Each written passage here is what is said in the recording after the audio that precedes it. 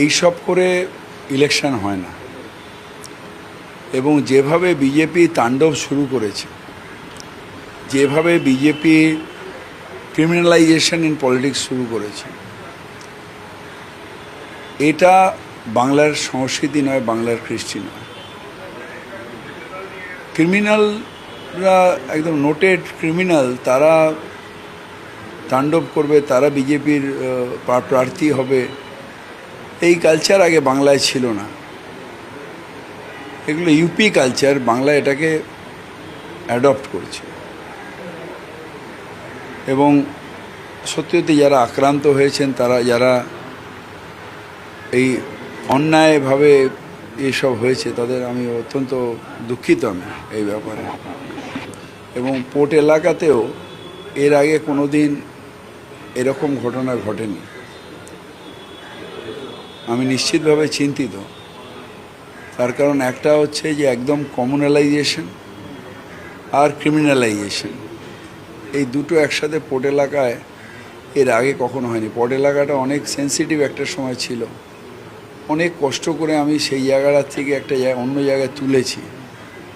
আবার এই মেয়র একটা সামান্য পলিটিক্সের জন্যে মানুষে ভেদাভেদ সৃষ্টি করে দেওয়া, মানুষের ডিফারেন্স সৃষ্টি করে দেওয়া, একটা ইলেকশনকে কেন্দ্র করে তারপর এটাকে আবার রিভাইভ করতে অনেকটা টাইম চলে যায়। আপনাদের দলেরও 4জন অ্যারেস্ট হয়েছে, বিজেপির 5জন অ্যারেস্ট। হ্যাঁ, এটা অভিপ্রেত না। এই যে কমিউনালাইজেশন করে, কমিউনাল বক্তৃতা দিয়ে হঠাৎ করে সেখানে একটা আমি সবাইকে বলবো যে ধৈর্য ধরুন। কমিউনালিজম শেষ কথা বলবে না, সাম্প্রদায়িকতা শেষ কথা বলবে না, শেষ কথা বলবে ধর্মনিরপেক্ষতা, শেষ কথা বলবে ভারতের সংবিধান। তার উপর আস্থা রাখুন। এরকম একটা দুটো আসে, তারা উস্কানিমূলক কথা বলে, উস্কানি দিয়ে সমাজকে নষ্ট করে দেওয়ার চেষ্টা করে। সামাজিক যারা মানুষ, তাদের ধৈর্য ধরুন। কষ্ট হয় যখন ধর্মীয় উস্কানির কলা, ধর্মীয় অপমান করে, কষ্ট হয়, কিন্তু সেটাকে সহ্য করুন। তার কারণ কমিউনাল আর ক্রিমিনালে এদের সমাজে কোনো স্থান নেই। এটাও ঠিক যে বিজেপির অনেকে আহত হয়েছেন, পুলিশের লাঠিচার্জে অনেকে মাথা ফেটেছে, হাসপাতালে ভর্তি আছে।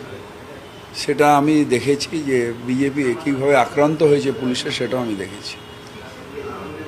সুতরাং যারা পুলিশকে খেয়ে মারবে, আমি যদি পুলিশকে মারি, পুলিশ আমার মারবে না, এটা তো হতে পারে না। কিন্তু যাই হোক, আমি কোনো রকম উত্তেজনাকে অভিপ্রেত নয়, উত্তেজনা না থাকাই দরকার। ফ্রেন্ডলি অ্যাটমসফিয়ারে আমার বক্তব্য আমি বলবো, আপনার বক্তব্য আপনি বলুন। মানুষ ঠিক করবে কাকে ভোট দেবে, কাকে ভোট দেবে। রাকেশ সিংয়ের বিরুদ্ধে এফআইআর হয়েছে, অ্যারেস্ট হওয়া দরকার। আমি আইন নিজের হাতে নেব না, আমি এইসব নিয়ে কোনো কমেন্টস করব না। আর আমি ওনাকে খুব ভালো করে চিনিও না। একবার অন্য কোন দলের হয়ে দাঁড়িয়েছিল শুনেছিলাম, তখনও বোধহয় হেরেছিল, নাহলে আমি জিততাম না। বালি পাচার মামলা, অন্য একটা প্রশ্ন। বালি পাচার মামলায় কলকাতা পুলিশের ডেপুটি কমিশনার শান্তনু সিনহা বিশ্বাসকে ইডি ডেকেছে। এবার বালি পাচার মামলায় ডাকা হবে, 4 নম্বর কেস। যত ইলেকশন আসবে তত ডাকা বেশি হবে। আবার ইলেকশন চলে গেলে আবার সব ঠিক হয়ে যাবে। এটা চিরকালই থাকে। শাখা সংগঠন নিয়েই একটা দল তো আসবে। তৃণমূল কংগ্রেসের যে শাখা সংগঠন আছে, মহিলা শাখা সংগঠন, যুব শাখা সংগঠন, আমাদের অন্য যে শাখা সংগঠন, সেগুলো নিয়ে আমরা ভোটের কাজে নামি।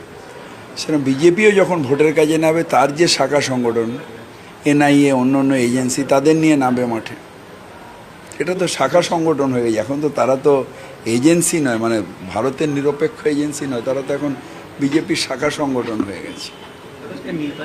সেই হুঁশিয়ারির ভোটে তিনি বলছেন, যদি ভোটের আগে কেউ যদি আপনাদের ভয় দেখায়, নাম লিখে রাখুন, তারা কি করে ভোট দেয় আমি দেখে নেব। কেউ হুঁশিয়ারি দেবে না, আপনারাই নিজেরা জঙ্গল রাজ করবার চেষ্টা করছেন। কেউ হুঁশিয়ারি দেয় না।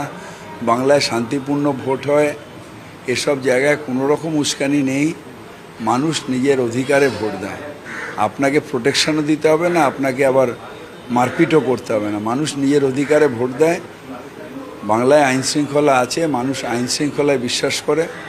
আপনি ভাড়া করা গুন্ডা হয়ে জোর করে আসবেন, গায়ে মানে না আপনি মোড়ল, দিলীপ দা অন্তত গায়ে মানে না, আপনি বলে অনেকবারই বলেছে, সুতরাং সে নিয়ে আপনি চিন্তা করবেন না। মানুষ নিজের অধিকারেই বাংলায় থাকে, নিজের অধিকারে নিজের ভোট দেন। নির্বাচন কমিশন নির্দেশ দিয়েছে যে যদি কেউ ভুয়ো ভোট দেয় তার কড়া শাস্তি, এমনকি 6 মাস পর্যন্ত জেল হতে পারে ভুয়ো ভোট যদি কেউ দেয়। ভুয়ো ভোট তো আমরা কেউ সমর্থন করি না, আর ভুয়ো ভোটে আমরা বিশ্বাসও করি না। লালবাজারের তরফে লিখিত নির্দেশ পাঠানো হলো যে পুলিশ ওয়েলফেয়ার কমিটির নামে এই দোহাই দিয়ে কাজ করবো না, এটা হবে না।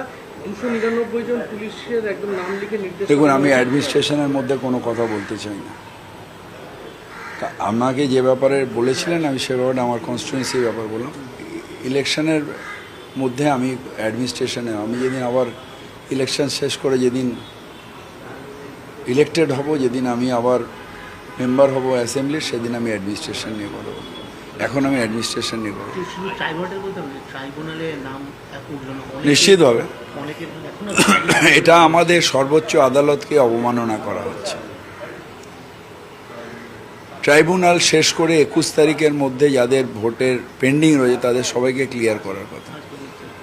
এটা কেন ইলেকশন কমিশন সুপ্রিম কোর্টকে অবমাননা করছে, কেন পার্ট অফ অ্যাডমিনিস্ট্রেশন যাদের উপর এই দায়িত্ব ছিল ডি অফিস, তারা কেন ফেসিলিটেট করতে পারলো না জজ সাহেবদের, তাদের কেন ট্রাইব্যুনাল শেষ হলো না, এর জবাবদিহি নিয়ে সুপ্রিম কোর্টের উচিত নিজের সম্মানের জন্যে নিজের অধিকারটাকে রেখে যে ওনার কথা যদি অবমাননা হয় তাহলে ভারতবর্ষে কি হতে পারে।